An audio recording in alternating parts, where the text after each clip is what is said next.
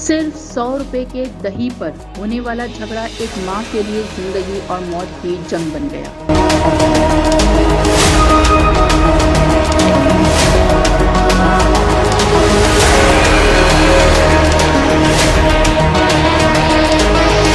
रावलपिंडी में 3 बच्चों की मां को मुबैना तौर पर तशद्दुद का निशाना बनाने के बाद गोली मार दी गई। मुलजिम फरार है, जबकि पुलिस ने मुकदमा दर्ज करके तलाश शुरू कर दी है। रावलपिंडी के इलाके डोब काला खान की रिहायशी 3 बच्चों की मां को मुबैना तौर पर इसके शौहर ने 100 रुपए के दही के तराजे पर तशद्दुद का निशाना बनाने के बाद गोली मार दी। मुतासरा खातून को शदीद जख्मी हालत में होली फैमिली अस्पताल मुंतकिल किया गया, जहां वो गोली लगने और तशद्दुद से आने वाले जख्मों के बायस तशवीशनाक हालत में जेर इलाज है।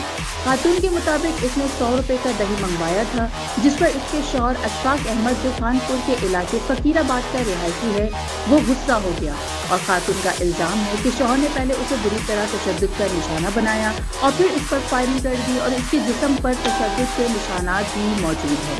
मुतासरा खातून ने यह भी इल्जाम आयद किया कि उसके ससुराली अफराद भी इस पर तशद्दुद करते रहे हैं और आला हुक्काम से मुतालबा किया है कि वाक़े में मुलविस तमाम अफराद को गिरफ्तार करके कानून के कटहरे में लाया जाए। पुलिस के मुताबिक फायरिंग के बाद मुलजिम मौके से फरार हो गया। मुकदमा दर्ज कर लिया गया है और मुलजिम की गिरफ्तारी के लिए छापे मारे जा रहे हैं, जबकि ये भी तहकीकात की जा रही है कि आया वाक़े में खानदान का कोई और फर्द भी मुलविस है या नहीं।